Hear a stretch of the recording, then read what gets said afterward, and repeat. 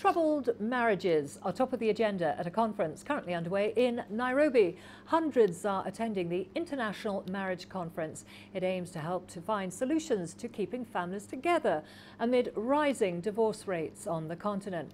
Johannesburg hosted the previous summit 2 years ago.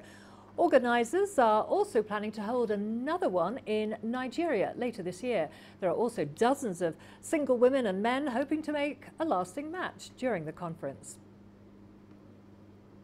Itself is something that within the Islamic faith is still very common, and it hasn't really diminished in any way, shape or form. However, people are looking at it very differently. So people are still getting married, but not getting married at such a young age like they used to, maybe 18, 19, 20 years old. Now it's shifted to, I need to finish my degree, I need to possibly get a house and a car or a really good position at work, and then I'll get married after 30, 35 years old. At that point in time, then there's the question of, are we going to have children or not?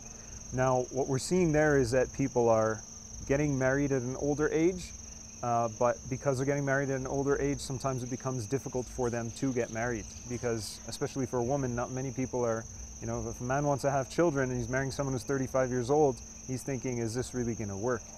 So through Soul Seekers, which is one of our products, we bring it as part of the conference and standalone. We help potential spouses to find each other, and we ask a range of questions. We keep it anonymous, so people who are part of it, they don't get, you know, the exposure to be exposed, or, you know, where it becomes a free for all. It's not window shopping. It's for those who are serious, looking for relationships, and the whole concept actually helps a lot. We have a 32% success rate in helping people find each other through this medium.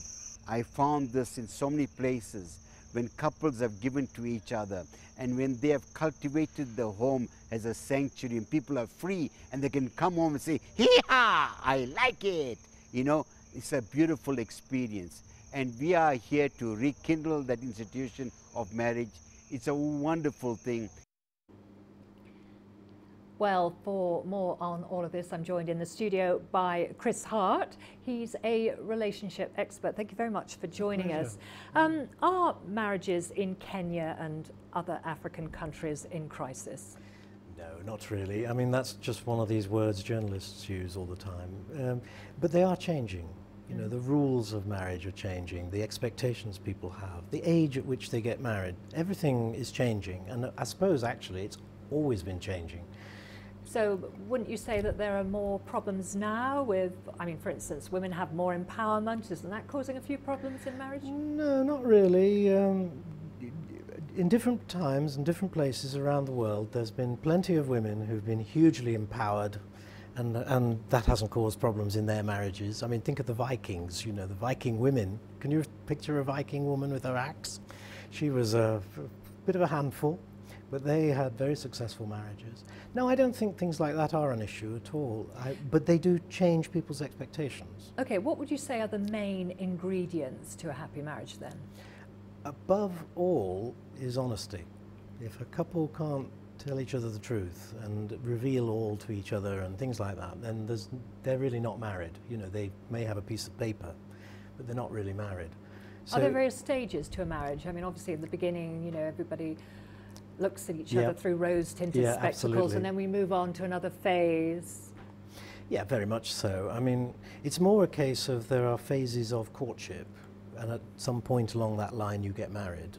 And the weirdest thing about that is that everybody's expectations changes the day after they got married. So they start being much more demanding of one another, and they do really stupid things like, you and I, for example, we might meet and start to date, and we do it because we like our differences. I like the fact that you're different to me, but the moment we get married, I start to try and change you into me, and you try and change me into you. Why does that happen? What is it about marriage that causes that change? I honestly don't know, but it happens universally. Everywhere you look, people try to do that. Of course, the wise people catch on swiftly that it's just not possible, and they start to enjoy their differences again. But some people really try hard, and it's horrible. Let's talk about domestic violence. That tends to be increasing around the world, definitely in Kenya. Many people here tend to want to stick to their marriages, to remain married. Is divorce a necessary option, or do you think reconciliation should be given a chance? Well, first of all, the reason why people stay is not because they're happy, of course. It's because the event of leaving is not actually a single moment, it's a process. And if you don't start thinking about what you're doing and imagining the life after the relationship ends and imagining the divorce process and thinking about what you're going to say to people and all that sort of thing, if you don't make everything like that concrete in your mind, you can't leave.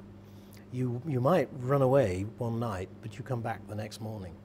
But if you go back, you're probably going back to more Absolutely. violence. So but this is something needs to be resolved This there. is a classic syndrome, if you like, that people do that. But it's because they never started the process of leaving, which can take months. The day when you begin to realize that you can imagine life in another house with a different job perhaps and taking the children to a different school, then you can leave. So that's a very important part of, when you recognize that you're in a bad marriage. If you don't start that leaving process, then you won't actually ever leave. So you would advocate a person in such a marriage should leave in those circumstances? I would advocate that they start thinking about leaving so that they end up with both options. Okay. And what I would argue with them is that they should both prepare to leave and work on the marriage. One of those two things is going to happen. What about, what are the other major factors that contribute to the instability or the breakup of unions in Africa? There's nothing special about Africa. I mean, Africa is going through a period of much more rapid change, perhaps, than other places at the moment. Traditional ideas about marriage are being overtaken by people's lifestyles. I mean, now in Nairobi, everyone is educated, a good proportion have got jobs. That's not true in some village, in Siaya or somewhere like that. And so the attitudes that come into the marriage are different. Okay. So marriage is much, shall we say, it's changing much faster in an urban environment like Nairobi.